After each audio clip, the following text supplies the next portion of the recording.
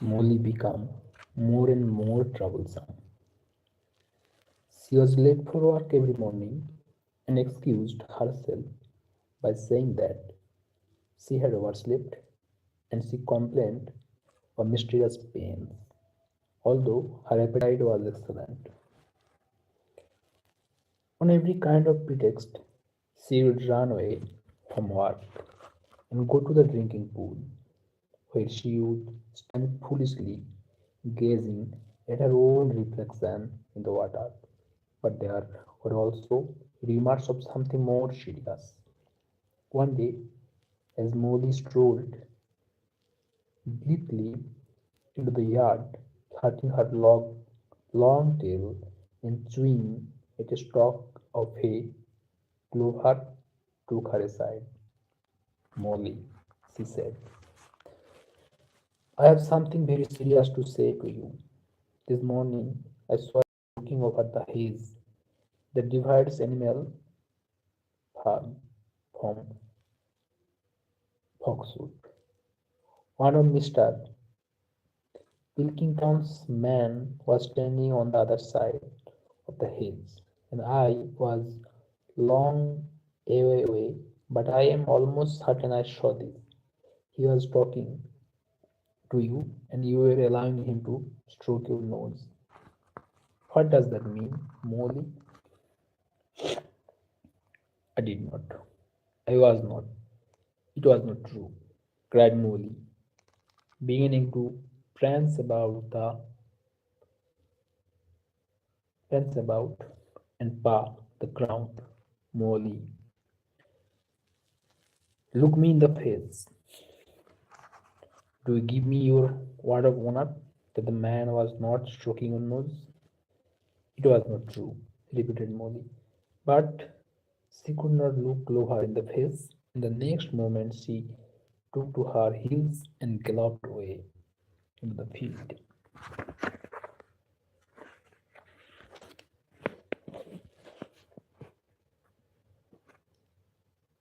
A thought struck Clover without saying anything to others.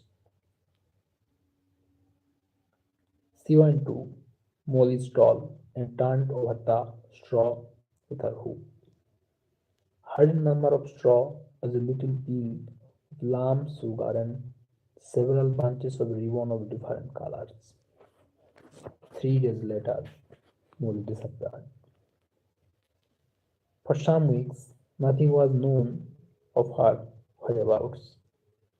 In the pigeons, they reported that the, they had been her. They had seen her on the other side of Wellington. She was between the shafts of a smart dog cart painted red and black, which was standing outside a public house. A fat, red-faced man in check breeches and gaiters, who looked like a publican, was stroking her nose and feeding her with sugar. Her coat was newly clipped, and she wore a scarlet ribbon round her forelock. She appeared to be enjoying herself, so the pigeon said. None of the animals ever mentioned Molly again. In January, there came bitterly hard weather. The earth was like iron and nothing could be done in the fields. Many meetings were held in the big barn, and the pigs occupied themselves with planning out the work of the coming season. It had come to be accepted that the pigs were manifestly cleverer than the other animals should decide all questions of farm policy, though the decision had to be ratified by the majority vote by a majority vote. This arrangement would have worked well enough if it had not been for the disputes between Snowball and Napoleon. These two disagreed at every point where disagreement was possible. If one of them suggested showing a bigger agrees with barely, the other was certain to demand a bigger acreage of wood. And if one of them said that such and such a field was just right for cabbages, the other would declare that it was useless for anything except roots. Each had his own following, and there were some violent debates. At the meetings, Snowball often won over the majority by his brilliant speeches. But Napoleon was better at canvassing support for himself in between times. He was especially successful with the sheep.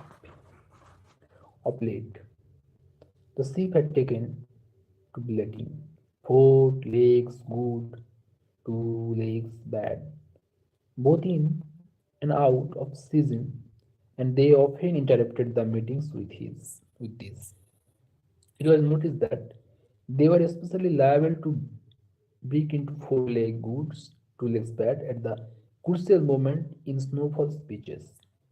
Snowball had made a close study of some bad members of the farmer and stockbreeder, which he had found in the farmhouse, and was full of plans for innovations and improvements.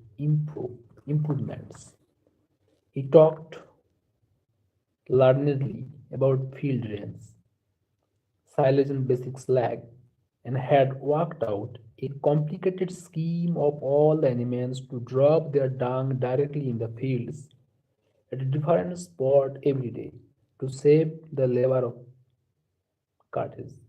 Napoleon produced no scheme of his own, but said quietly that snowballs would come to nothing and seemed to be biding his time. But all but of all their conversations, none was so bitter as the one that took place over the windmill.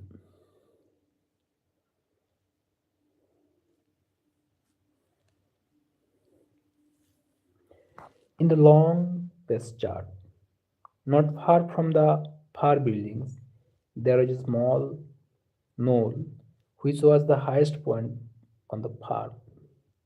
After surveying the ground, after surveying the ground, Snowball declared that this was just the place for a windmill, which could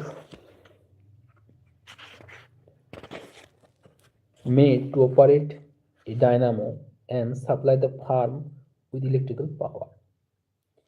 This would light the stalls and warm them in winter, and would also run a circular saw, a chop cutter, a mangle slicer, and an electric milking machine. The animals had never heard of anything of this kind before, for the farm was an old-fashioned one and had only the most primitive machinery. And they listened in astonishment while Snowball conjured up pictures of fantastic machines which would do their work for them while they grazed at their ease in the fields or improved their minds with reading and conversation. Within a few weeks, Snowball's plans for the windmill were fully worked out. The mechanical details came mostly from the 3 books which was belongs to Mr. Jones, 1008 things to do about the house. Every man his own declare and electricity for beginners. Snowball used as a study to shed which had once been used for incubators and had a smooth wooden floor suitable for drawing on. He was close- he was closeted there for hours at a time, with his books held upon by a stone and with a piece of chalk gripped between knuckles of his trotter. He would move rapidly to and fro, drawing a line after line and uttering little whimpers of excitement. Gradually, the plans grew into a complicated mass of cranks and cogwheels covering more than half the floor, which the floor animals found completely unintelligible but impressive. All of them come to look at Snowball's drawings at least once a day. Even the hens and ducks came and were at points not to tread on the chalk marks. Only Napoleon held alone. He had declared himself against the windmill from the start one day. However, he arrived unexpectedly to examine the plans.